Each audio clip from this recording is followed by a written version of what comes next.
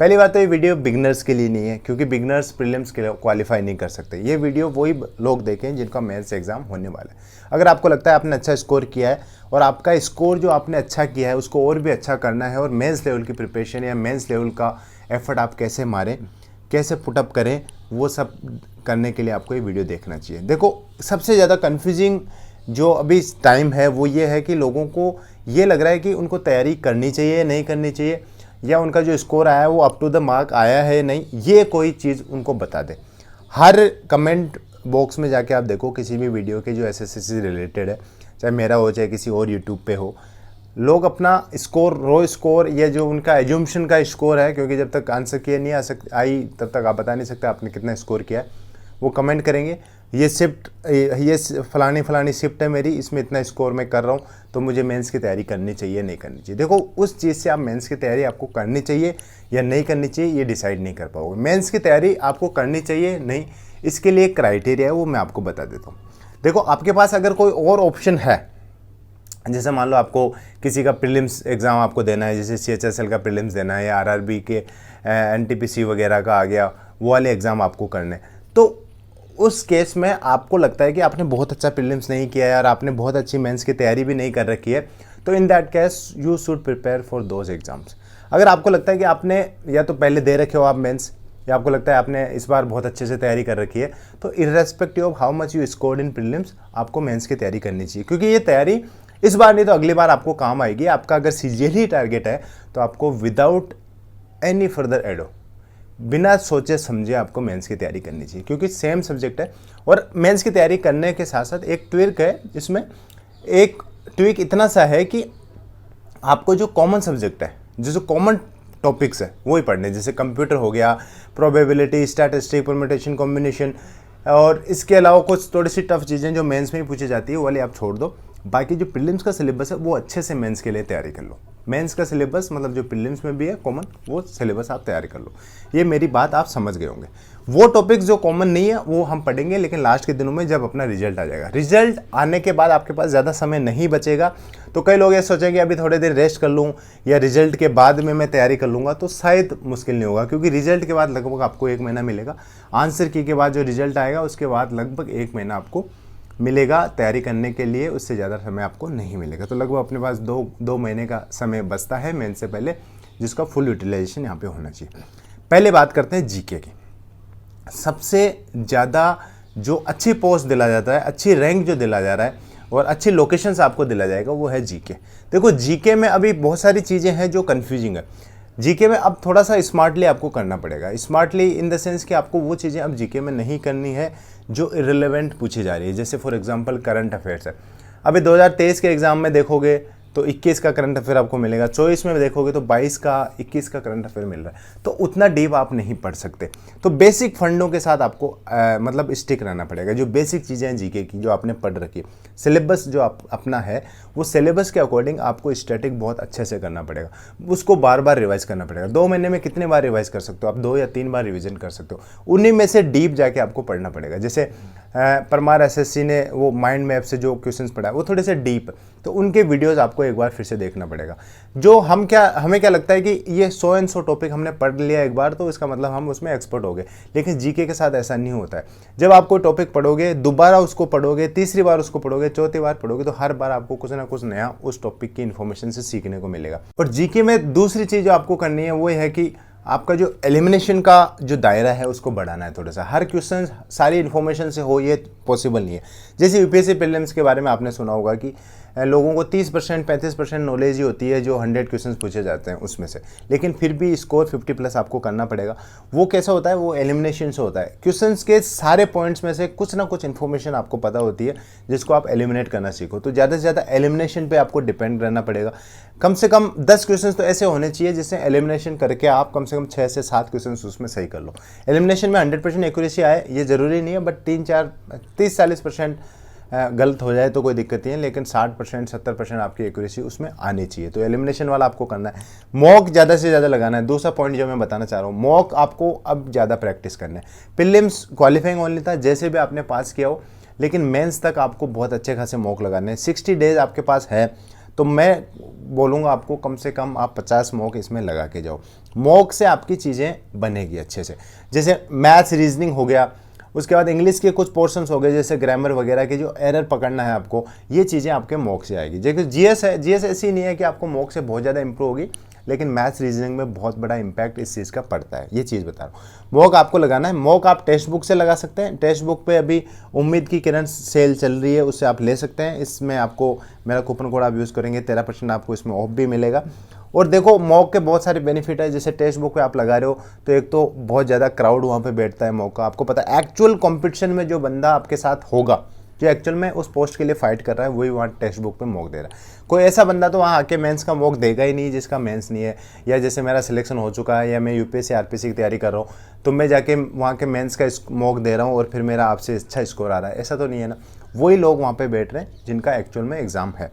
तो एक चीज़ तो आपको रियल कंपटीशन का पता चलता है कि आप कहाँ स्टैंड करते हो। दूसरी चीज़, आपको एलिमिनेशन का जो प्रैक्टिस है वो मॉक से ही होगा, एक अदरवाइज नहीं हो पाएगा। आप सोचोगे एग्जाम में डायरेक्ट जाके मैं चीज़ अप्लाई कर दूंगा, वो थोड़ा सा डिफिकल्ट होता है until unless you give mock. आपको मॉक से ज़्यादा ज़्यादा इस चीज़ की प्रैक्टिस करनी है। उसके बाद अपना टाइमिंग मेजर आपको हो जाएगा कि मैं मैथ्स रीजनिंग एक साथ आ रही है तो उसमें किस में कितना टाइम मेरे को लगना है, ठीक है। उसके बाद उधर इंग्लिश और जीएस में कितना टाइम मेरे को लग रहा है। तीसरा पॉइंट, जीएस और मॉक की बात कर चुके हैं। तीसरा पॉइंट जो है कंप्यूटर।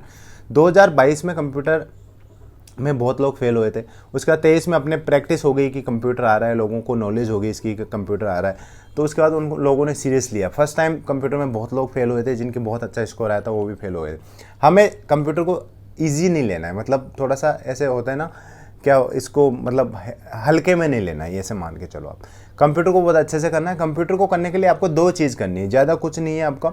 एक तो आपका जो सिलेबस है उसको आपको रख लेना है अपने सामने, लिख के रख लो, लिमिटेड टॉपिक्स है उनको। उसके बाद यूट्यूब पे जाना है आपको और टॉपिक वाइज कोई भी एक प्लेलिस्ट उठा लो। बहुत सारे टीचर्स ने, एजुकेटर्स ने फ्री ऑफ कॉस्ट पढ़ा रखा है, ठीक है। वहाँ से आपको टॉपिक वाइज अपनी एक बार थ्योरी कर लेनी है, टॉपिक वाइज करनी है। ऐसा नहीं है कि आप रैंडमली कुछ भी पढ़ रहे हैं।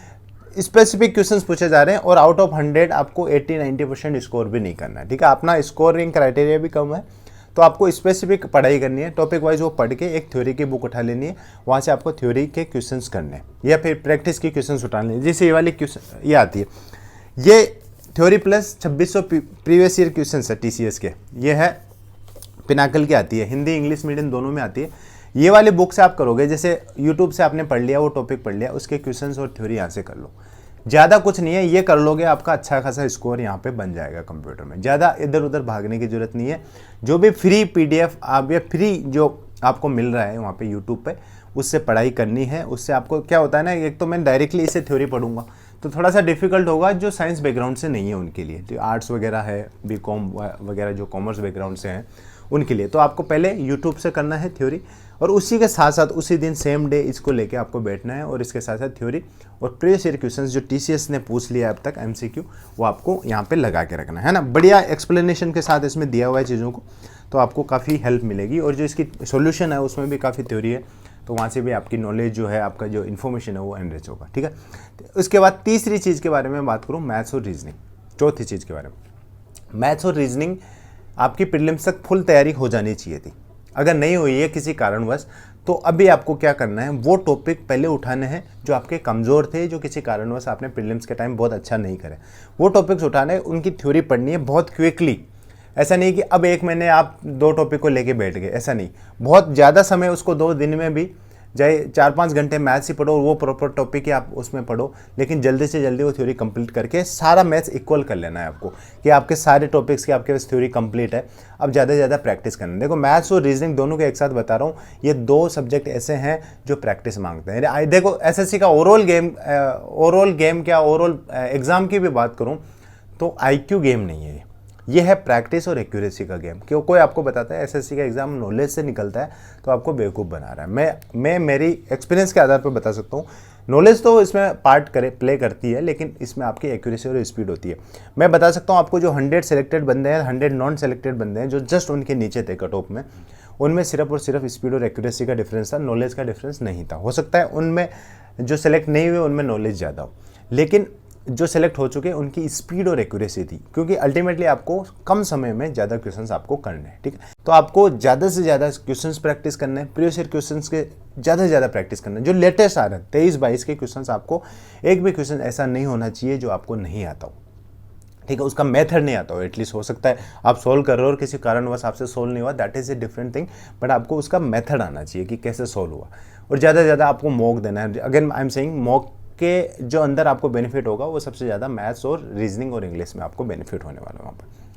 उसके बाद एक नोटबुक आपको बना लेनी है, जिसमें आप कम से कम मैथ्स और रीजनिंग के और इंग्लिश के ग्रामर के जो रूल्स एक्सेप्शंस वो लिखो, जो मॉक में आपको मिल रहे हैं। कम से कम 100 से 150 ऐसे क्वेश्चंस आप लिख के रख लो जो आपको बार बार दिक्कत कर रहे हैं और आप बार बार वहाँ गलती कर रहे हो, उस मेथड को भूल जा रहे हो या प्रैक्टिस में लाने में या वहाँ पे इम्प्लीमेंट करने में आप गलती कर रहे हो, तो लास्ट के 10-5 दिन में वो ज़्यादा से ज़्यादा आपको रिवाइज करके जाना है, ठीक है। It's all about practice. अब इंग्लिश की बात करें तो इंग्लिश में आपको ग्रामर अच्छे से रिवाइज करना है 2-3 बार और एक बार एक्सेप्शंस को स्पेशली फोकस करके रखना है। और इसके बाद जो वोकेब है, आपको लगता है कि आपकी प्रीलिम्स में कुछ छूट गई थी वोकेब, या आपका कोई सोर्स ऑफ वोकेब है जिसमें जैसे 500 वर्ड 1000 वर्ड लिखे हुए थे, आपको लगता था ये भी मेरे को करना चाहिए, यहाँ से क्वेश्चंस आ रहे हैं लेकिन प्रीलिम्स के टाइम में नहीं कर पाया था, तो वो वाला आप अभी क्विकली उठा लो। शुरू में उठाने का मतलब है आप 2-3 बार रिवाइज उसको कर पाओगे, वो लास्ट तक उसको लेके मत जाओ, ठीक है। शुरू में उठाओ और उनको बार बार रिवाइज करो। अल्टीमेटली ये रिवीजन का खेल है, इन्फॉर्मेशन आपको रिटेन तभी रह पाएगी जब आप ज़्यादा से ज़्यादा चीज़ों को रिवाइज और प्रैक्टिस करोगे। Again I am saying, SSC is not a IQ game, it's a game of practice and accuracy. Practice इससे भी नहीं होगा, प्रैक्टिस में एक्यूरेसी भी आपकी अच्छी होनी चाहिए। क्विकली आप सोल्व कर रहे हो, गलत सोल्व कर रहे हो, again there is no use of that. Solve भी जल्दी करना है और सही भी सोल्व करना है, ये है पूरा अल्टीमेटली गेम।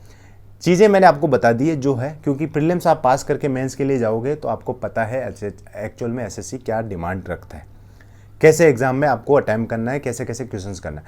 बट अभी क्या करना है आपको, ज़्यादा से ज़्यादा revise and practice and mock, ये लगाना है आपको। 50 मॉक का टारगेट लेके चलो, ज़्यादा से ज़्यादा रिवाइज करना है, उन चीज़ों को एनालिसिस करके अपनी नोटबुक जो भी बनाओगे शॉर्ट में बनाना है सब कुछ, कि आप लास्ट के टाइम में उसको रिवाइज कर पाओ। इतना इस वीडियो में, आशा करता हूँ अब आप सीरियस हो जाओगे। लास्ट के 2 महीने में 1 घंटा भी आपका महत्वपूर्ण है, बिल्कुल वेस्ट नहीं करोगे उस चीज़ को, और कट ऑफ गेम आप नहीं खेलोगे। आपका हो गया तो अच्छा है, नहीं हुआ तो आपके लिए एक लेसन होगा और अगली बार आप बहुत अच्छी स्टैंड पे मिलोगे, जो उस टाइम प्रीलिम्स दे रहे होंगे उनसे बहुत आगे आप मिलोगे, ठीक है। इतना इस वीडियो में, आशा करता हूँ बहुत अच्छा करोगे। This is all in this video guys, thank you, thanks for watching.